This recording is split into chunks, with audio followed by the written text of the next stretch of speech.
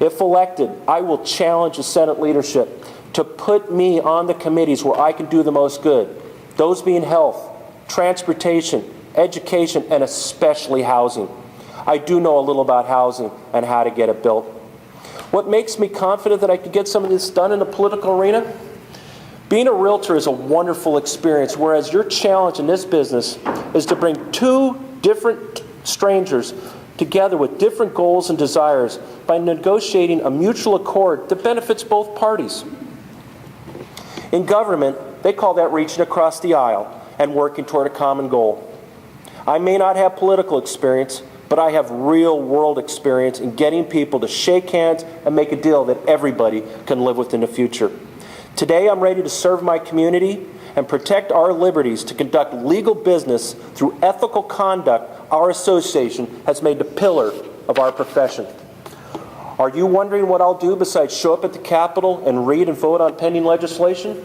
The state senator can be an ambassador of new commerce by publicly and privately soliciting companies and individuals to salvage our economy before it gets weaker. Roz Baker came and spoke to us at Caravan back in December, just after my mother died, to give us an update of what was going on in the Capitol. What we got was the typical rhetoric. We need to find the money for new programs. Did Ms. Baker tell us about her personal efforts to stimulate our economy? No. Did Ms. Baker tell us about any pending state programs to solicit new companies to consider Hawaii by, for instance, like free enterprise zones, tax breaks on corporate income taxes if the company employed, let's say, 30 people or more? Or has Ms. Baker considered other incentives the companies currently operating in Hawaii could take advantage of to encourage new employee hirings, equipment purchases, or the expansion of current facilities that could definitely augment the construction industry and then that's really starting to suffer in this economy? It has taken years for our state to develop a qualified group of workers to build our roads and new homes. We don't need another loss of critically important and skilled labor moving back to Las Vegas, where there is always work for that industry. I'm sure they don't want to leave, but no work, no money. It's that simple. I'm looking forward to what I can create for this state, and I'm certainly not going to restrict my day-to-day activities to simple politicking.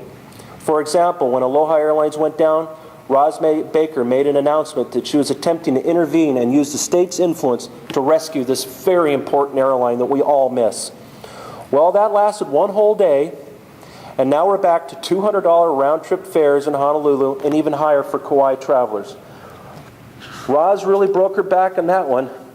I would have been on a plane to Washington, D.C. or Wall Street that night to rally support and save this important staple of our economy, and especially tourism. Tourism is where we need to focus and attract new airlines like JetBlue to put Maui and the rest of the state on their schedules. Why can't we kick the landing fees or the state tax on jet fuel for the next 2 years if the airlines agree to increase their seat count and keep the fares reasonable? Why can't we can't afford the loss of revenue of airport operation? Well, in this economy, we have to give up current taxable revenue sources to create new commerce before we lose the revenue altogether that keeps Hawaii going. Am I the only one seeing this? Right now, hotels and condos that are traditionally 90 to 100% full this time of year are lucky to hit 60% occupancy. I went online to see if flights were available, and they are this summer. It averaged well over $800 from West Coast airports, and the Bay Area commanded at least $1,000. Yeah. Tourism is like a vacation home. It's discretionary spending.